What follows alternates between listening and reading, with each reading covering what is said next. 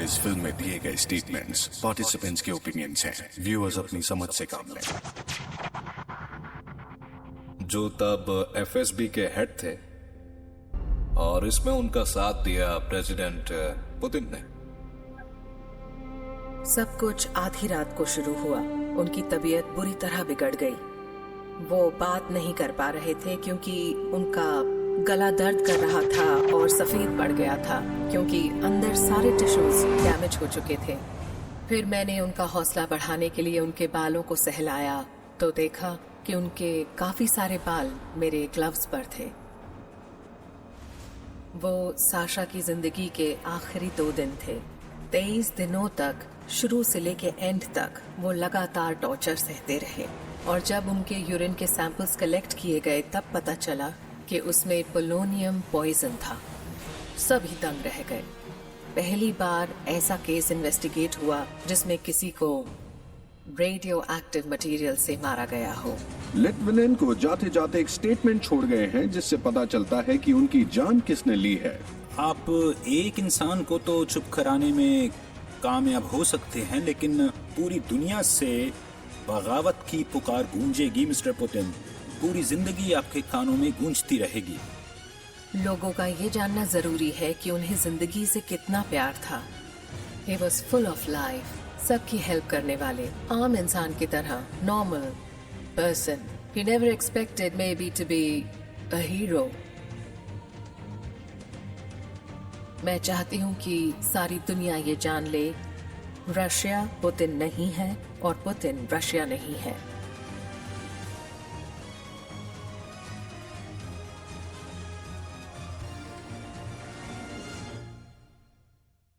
अगर मैं दिमाग पर जोर देकर गौर करूं तो जिन लोगों की मौत मिस्टीरियस सर्कमस्टांसेस में हुई, जिन्हें मारने की पुतिन के पास वजह थी, तो सबसे पहले नाम आएगा अनातोली सबचक, जो एक मिस्टीरियस हार्ट अटैक से गुजरे। सरगेई यूशनकोव, मेंबर ऑफ पार्लियामेंट, उनके अपार्टमेंट के बाहर उन्हें शूट किया गया। यूरी शिखरचिकिन, इन्वेस्टिगेटिव जर्नलिस्ट और मेंबर ऑफ पार्लियामेंट, अजीब से एलर्जिक रिएक्शन से मर गए।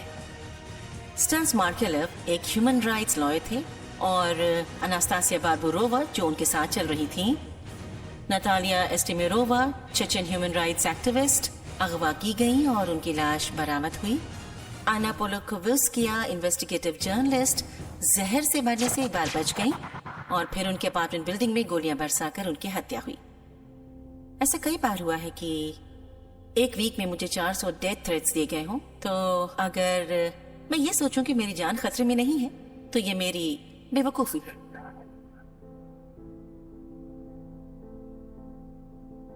जिस देश में कई विरोध करने वालों की जान ली जाए, कहना होगा कि उस देश में कोई तो ऐसा है जो सरफिरा है।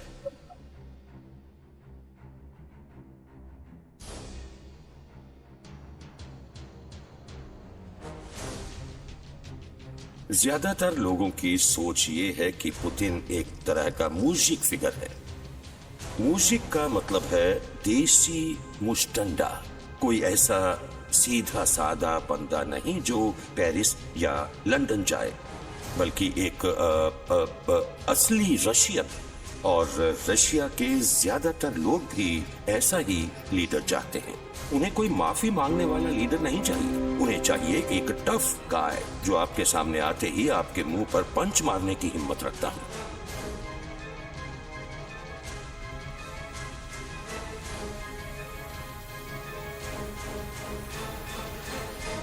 जब रशिया कम्युनिज्म से कैपिटलिज्म की तरफ बढ़ा तो एक बिजनेसमैन के नजरिए से the sky was the limit और चुटकियों में बेशुमार दौलत कमाई जा सकती थी। मुझे एक बड़ी अपॉर्चुनिटी लगी। मैंने एक इन्वेस्टमेंट फंड सेटअप किया इन कंपनीज में इन्वेस्ट करने के लिए। एक चीज जो हमने हालात समझने के लिए वहां पर की थी वो थी गैसप्रॉम की स्टीलिंग एनालिसिस। हमने ये जान लिया कि गैसप्रॉम के मैनेजमेंट ने 1996 से 1999 के बीच इतने ऑयल एंड गैस रिजर्व्स चुराए थे जो कि कुवैत के बराबर थे। जैसे ही मैंने ये जानकारी साझा की, इसके बाद तो रशिया के पॉलिटिक्स में एक जबरदस्त तूफान आ गया। एक इन्वेस्टर के लिए सब कुछ अच्छा चल रहा था। फिर अक्टूबर 2003 में पुतिन ने रशिया के सबसे रईस आदमी को गिरफ्तार कर लिया, उस पर मुकदमा चलाया और टेलीविजन मीडिया को इजाजत दी कि वो पिंजरे में बैठे रशिया के सबसे रईस आदमी को कैमरे में कैद करे। एक के बाद एक सारे बड़े बिजनेसमैन वापस रशिया गए। और पुतिन के सामने हाजिर हुए। उन्होंने कहा, सर कैद से बचने के लिए हम क्या करें? और उस पल के बाद वो रिच बिजनेसमैन पुतिन के दुश्मन नहीं रहे, उसके बिजनेस पार्टनर बन गए। और उसी वक्त से मेरा पुतिन के साथ तालमेल खत्म हो गया और वो मेरा दुश्मन बन गया। पुतिन का मेरे ख्याल से जिनसे वो डील करता है उन लोगों के बारे में एक तरफा रवैया है। बेसिकली तुम मेरे साथ हो या फिर नहीं हो। तो ऐसे कई ओलिगार्ड्स हैं जिन्हें साइबेरिया में काफी समय बिताना पड़ा और कुछ को वेस्ट की ओर मजबूरन भागना पड़ा। एक दो तो मारे भी गए। दूसरी तरफ जिन ओलिगार्ड्स ने पुतिन के हुक्म को सर आंखों पर रखा, पिछले करीब 15 साल से वो आज भी अरबपति हैं। वो हैं इन्फ्लुएंशियल, पावरफुल और बहुत ही रिच। तो पुतिन ने उनसे अपना वादा निभाया है। मेरे ख्याल से पुतिन का रवैया ये है कि अभी हाल ही में तुमने मेरे लिए क्या किया है। नवंबर 13, 2005 में फ्लाइट से रशिया लौट रहा था और मुझे शर्मेचेवो-2 में वीआईपी लाउंज में रोका गया। घसीटकर एयरपोर्ट डिटेंशन सेंटर ले जाया गया। मुझे 15 घंटों तक कैद रखा गया और फिर वापस लंदन डिपोर्ट करने के बाद मुझे नेशनल सिक्योरिटी के लिए खतरा करार दे दिया गया। मेरे ऑफिसर्स पर रेड पड़ी और सारे डॉक्यूमेंट्स जब्त कर लिए गए और फिर उन डॉक्यूमेंट्स के जरिए एक massive $230 million tax rebate fraud की साजिश रची गई, जो टैक्स हम पहले ही रशियन गवर्नमेंट को दे चुके थे। तो हमने एक बहुत ही काबिल वकील हायर किया। वो एक यंग रशियन था, सर्गेई मैग्निट्स्की। सर्गेई ने उस जुर्म का खुलासा किया और उनके खिलाफ गवाही देने के करीब 1 महीने बाद हमने जिन ऑफिशियल्स का पर्दाफाश किया था वही उसके घर पहुंचे, उसे गिरफ्तार किया और प्री ट्रायल डिटेंशन में रखा। वहां उसे टॉर्चर किया गया ताकि वो अपना बयान वापस ले। आइसोलेटेड सेल में बेड के साथ बेड़ियों से बांध दिया। 8 राइट गार्ड्स ने उसे मरने तक रबड़ के बीटन से पीटा है।